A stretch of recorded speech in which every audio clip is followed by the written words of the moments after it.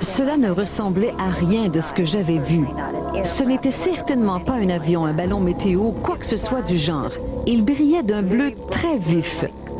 La seule chose à laquelle je peux le comparer, c'est à ces films sur les attaques nucléaires que j'ai vus lorsque je fréquentais l'école primaire.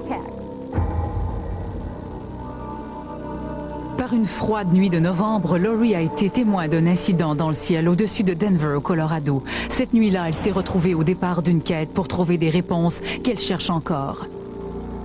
Tout cela a commencé alors qu'elle roulait avec un ami, un détective à l'emploi d'un département de police de la région de Denver. Ce dernier nous a demandé de préserver son anonymat et de changer sa voix.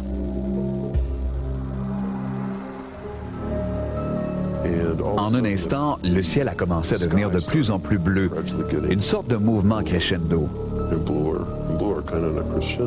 Puis, il y a eu cette grosse boule de couleur. À défaut d'une meilleure expression, je dirais un météore traversant le ciel.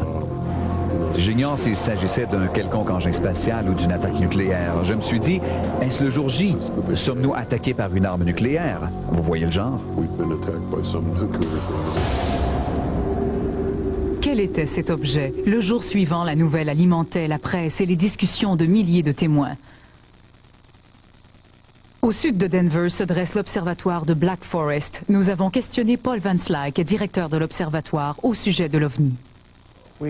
Nous avons probablement reçu entre 25 et 30 appels durant les 24 heures qui ont suivi l'incident. L'objet s'est dirigé à l'est de Colorado Springs, où il s'est désintégré et brisé avant de toucher le sol.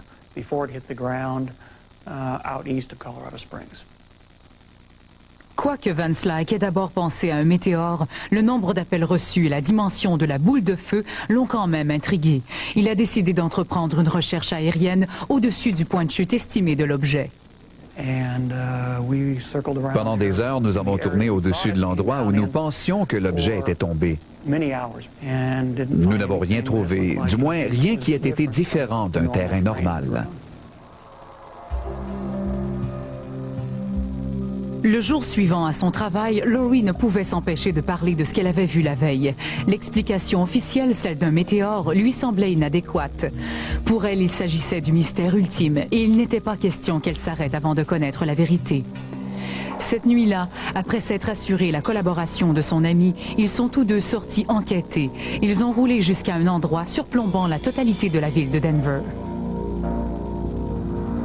Nous sommes montés dans ma voiture et avons roulé jusqu'à Daniel Park Road. Après un moment, nous sommes arrivés à un endroit où nous avions une vue parfaite sur la ville.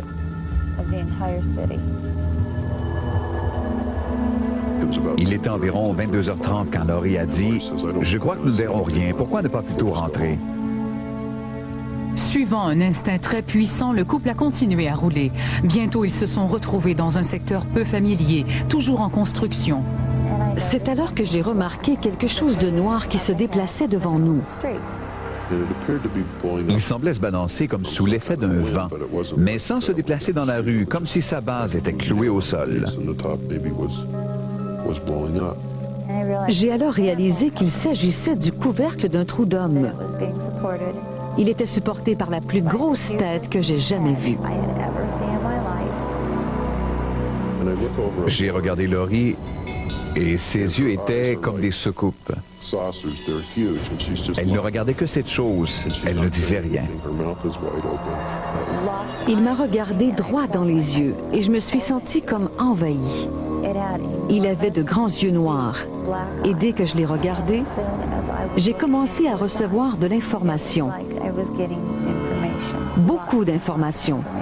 Ce n'était pas comme s'il me disait quelque chose, mais plutôt comme s'il me confirmait des choses que je savais déjà. C'était très troublant.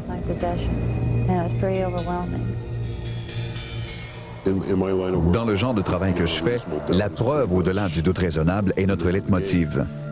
J'ai essayé de justifier tout cela par un gamin qui s'amusait à faire un canular en portant sur sa tête ce couvercle de trou d'homme. Mais c'est physiquement impossible.